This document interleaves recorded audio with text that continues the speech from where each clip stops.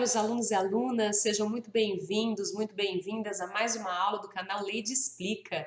E hoje trataremos da disciplina de Direito Empresarial 3. Vocês devem se lembrar que no nosso último encontro virtual, se podemos chamar assim, na nossa última aula, tratamos sobre algumas noções introdutórias muito importantes e eu falei sobre uma classificação possível dos contratos mercantis.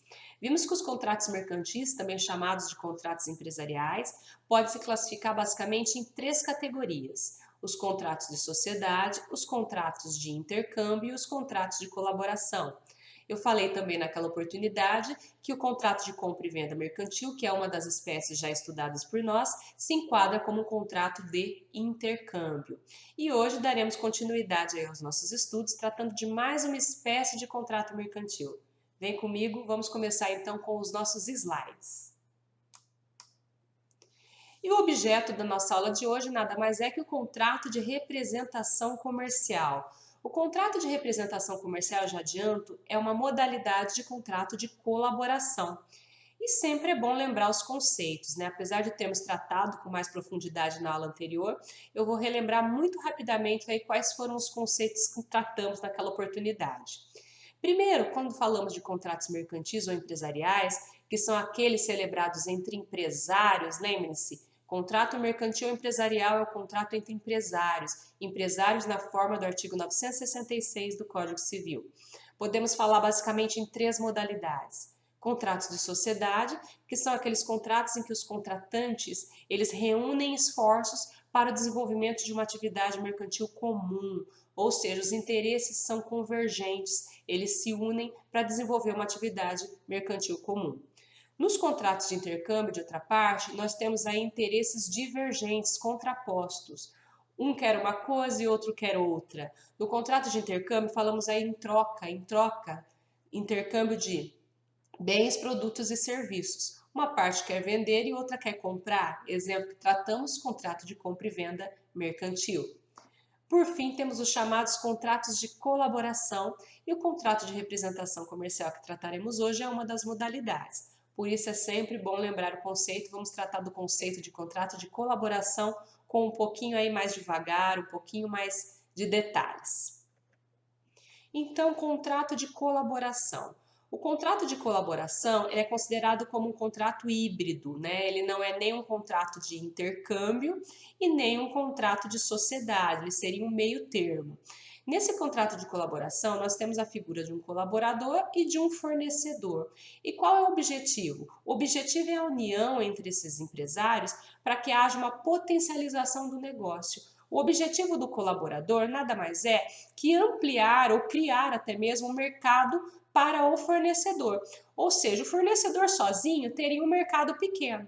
Então, ele se une com esse colaborador que tem como função potencializar esse negócio do fornecedor, ampliando o seu mercado. Então, quando falamos de contrato de colaboração, podemos falar em duas espécies: contratos de colaboração por intermediação ou por aproximação. No contrato de colaboração por aproximação, o colaborador apenas angaria clientes, ele apenas aproxima o fornecedor de seu mercado, sem comprar, sem adquirir nenhum produto, ele somente faz essa aproximação. É o exemplo clássico aí do nosso contrato de representação comercial.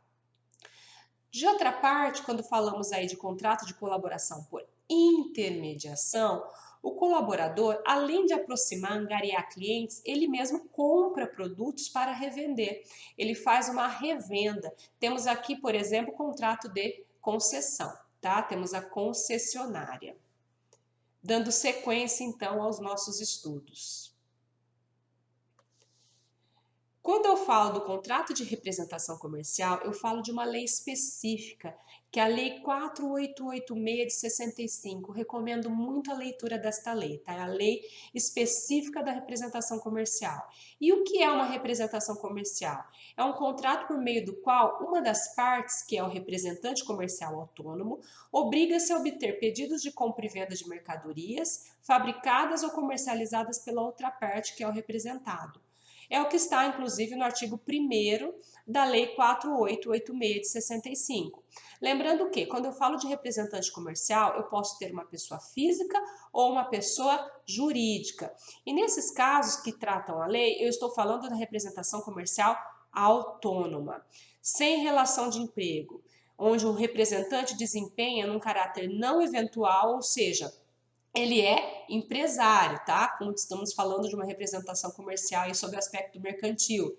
Ele desempenha sem caráter eventual, por conta de uma ou mais pessoas, a mediação para a realização de negócios, agenciando propostas ou pedidos para transmiti-los aos representados, praticando ou não atos relacionados com a execução do negócio. Então, a finalidade principal aí da representação comercial é aproximar as partes. Logo, falamos de um contrato de colaboração, porque o representante está colaborando com o fornecedor por aproximação, ou seja, o representante somente visa ali, a princípio, angariar clientes. Feita a análise do conceito de representação comercial, que é aquele previsto no artigo 1º da lei específica, Lei 4886 de 65, passaremos agora ao estudo das principais características dessa modalidade de contrato. E para começar, trataremos da cláusula de exclusividade. A cláusula de exclusividade no contrato de representação comercial pode se referir a dois elementos: área ou a própria representação. Quando eu falo de exclusividade de área, quer dizer que o representante comercial somente pode vender naquela área. Logo, todas as vendas que forem realizadas naquela área exclusiva dele terão as suas comissões revertidas ao próprio representante. Essa cláusula de exclusividade diária ela é presumida nos contratos de representação comercial. Logo, ainda que o representado faça a venda diretamente no local, sem o intermédio, sem a colaboração do representante, as comissões serão devidas ao representante. É inclusive uma decorrência da própria boa-fé, como uma medida de não permitir com que o representado, para burlar aí o pagamento de comissões do representante, venha fazer vendas diretamente.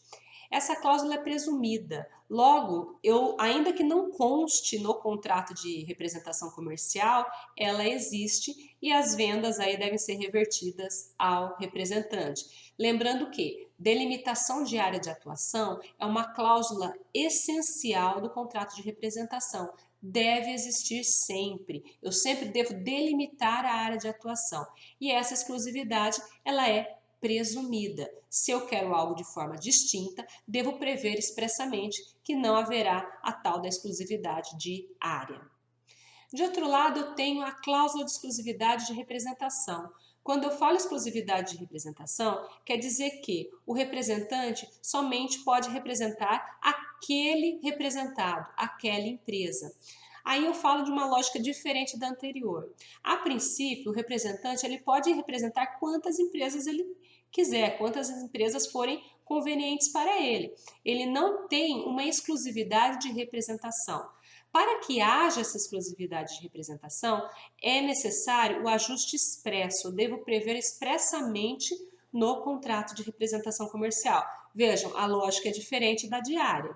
Quando eu falo de exclusividade diária, se o contrato nada falar, eu presumo que há uma exclusividade quanto à área. Logo, se há uma exclusividade diária, todas as vendas realizadas naquele local serão revertidas, né, as comissões serão revertidas para o representante. Já quando eu falo de exclusividade de representação, se o contrato nada disser, eu presumo que o representante pode representar várias empresas e não somente um representado. Se eu quero dispor de forma diferente, garantir essa exclusividade, eu devo fazer um ajuste expresso no contrato. Quando eu falo de representação comercial, eu falo de duas partes, representante e representado, e ambos têm obrigações recíprocas. Quando eu falo de obrigações do representante, eu posso destacar: primeiro, obter pedido de compra diligentemente, de modo a expandir os negócios do representado e promover os seus produtos. Esse é, inclusive, um elemento essencial do próprio contrato de colaboração, né? E do próprio requisito, do próprio conceito trazido no artigo 1º da Lei de Representação. O objeto do contrato de representação é justamente ajudar o representado a expandir o seu mercado, a expandir os seus negócios. Logo, o representante deve fazer isso de forma diligente. Outra obrigação, informar o representado sobre o andamento dos negócios, segundo as disposições do contrato ou quando for solicitado. É o que está no artigo 28 da lei específica. Isso decorre também da própria boa-fé. A boa-fé nos traz alguns deveres anexos, e dentre esses deveres anexos, nós temos o dever de lealdade, o dever de informação, o dever de transparência. Logo, o representante que está expandindo, colaborando com a atividade do representado, deve prestar as informações sobre o andamento do negócio. Outra obrigação do representante, seguir as orientações do representado, não podendo conceder abatimentos, descontos ou dilações, salvo com autorização expressa, segundo o artigo 29 da Lei 4886 de 65. Logo, o representante ele deve agir nos limites daquilo que é concedido pelo representado. E mais uma vez, uma outra obrigação, respeitar a cláusula de exclusividade se pactuada. Essa cláusula de exclusividade se pactuada é a cláusula de exclusividade quanto à própria representação, já que a cláusula de exclusividade diária é presumida. Para eu afastá-la, eu teria que ter uma cláusula afastando. Obrigações do representado. O representado também tem obrigações, é a principal, pagar remuneração do representante, que é calculada como uma comissão paga por cada negócio fechado e possibilitado pelo representante. O representante comercial, portanto, é remunerado através de comissões e ele adquire o direito a essas comissões quando do pagamento dos pedidos ou propostas. É o que dispõe o artigo 32 da lei específica. Continuando, vamos falar um pouquinho de rescisão do contrato. Quando termina, quando se extingue esse contrato? O contrato de representação ele pode se extinguir por iniciativa do representante ou por iniciativa do representado. Quando eu falo de iniciativa do representado, eu falo de duas hipóteses. A rescisão, a extinção do contrato pode se dar por justa causa ou sem justa causa. Quando é por justa causa, eu falo de uma justa causa praticada pelo representante, que motivou aí a rescisão do contrato por parte do representado.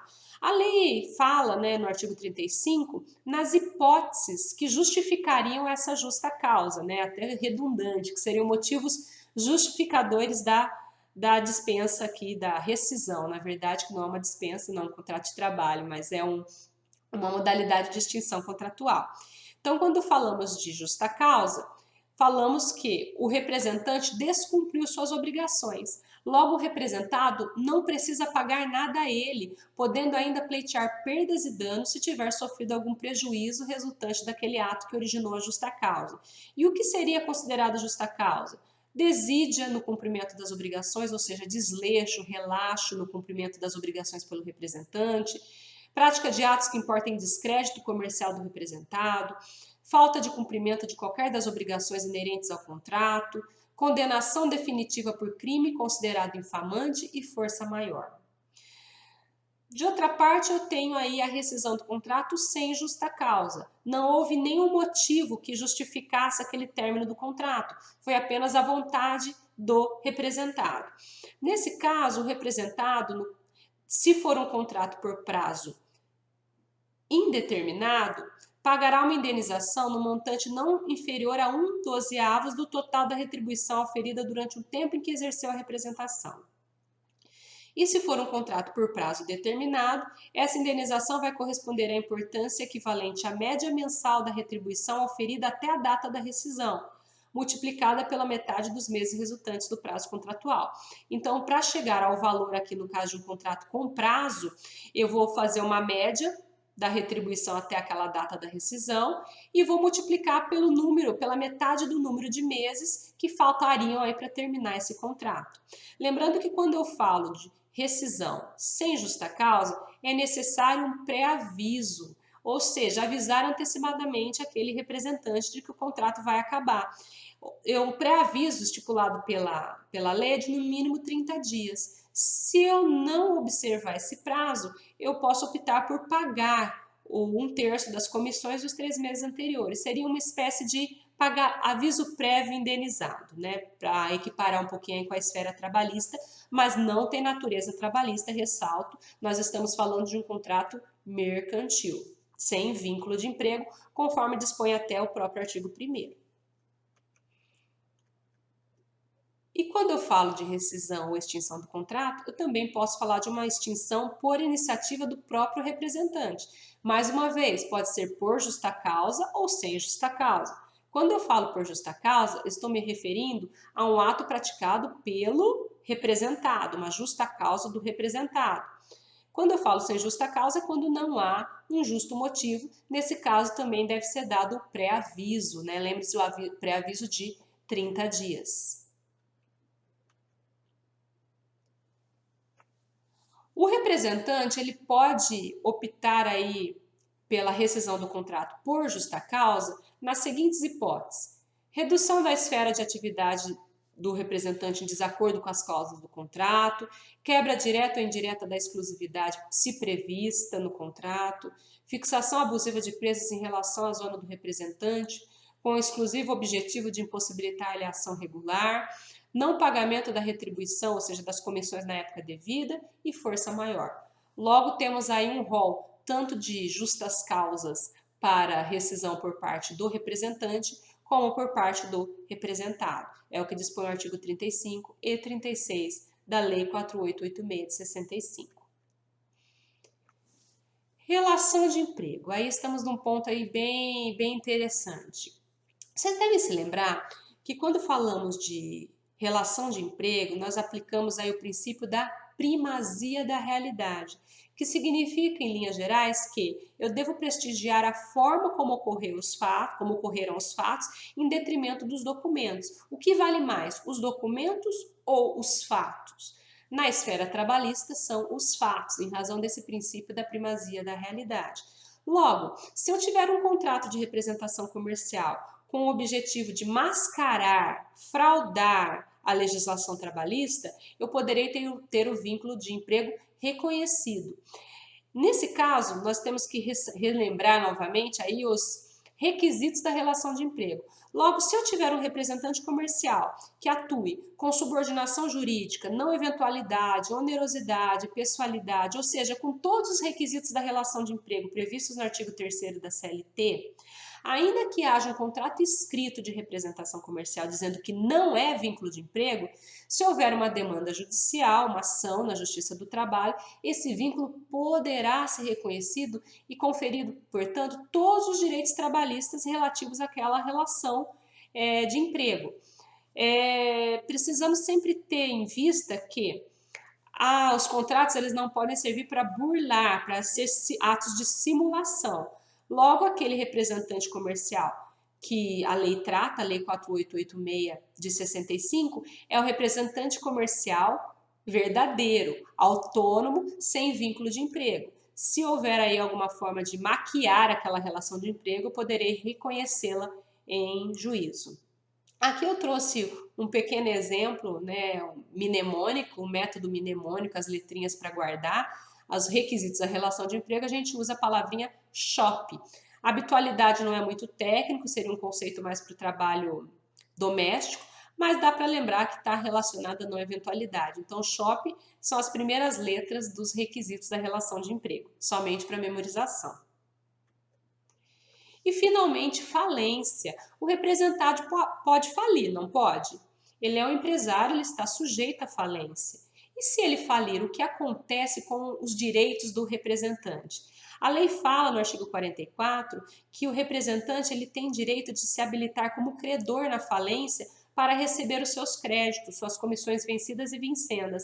E nesse caso, o crédito do representante se equipara ao crédito trabalhista, pela sua natureza alimentar, porque seria, de certa forma, o salário do representante comercial, não é? Não é verdade? Quando o representante está trabalhando, ele recebe na forma de comissões. Ainda que ele não seja empregado, aquilo é utilizado para ele viver, para ele se alimentar, para ele cuidar de sua família, como subsistência. Logo, a lei equiparou os créditos do representante comercial na falência aos créditos trabalhistas. Apenas para lembrar a ordem de preferência dos créditos, né, na falência. Nós temos a Lei 11.101 de 2005, que é a lei que trata da recuperação judicial, extrajudicial e falência. E ela fala o seguinte no artigo 83, que tem prioridade sobre os demais os créditos derivados da legislação do trabalho, limitados a 150 salários mínimos por credor, e os decorrentes de acidentes de trabalho. Aqui também eu vou incluir os créditos do representante comercial. Bem, de forma muito rápida, muito sucinta, eram essas as minhas considerações. Espero tê-los ajudado. Continuem estudando. Nos vemos em breve para estudarmos novas modalidades, novas espécies de contratos mercantis. Temos muitos contratos aí pela frente. Um abraço a todos e fiquem com Deus.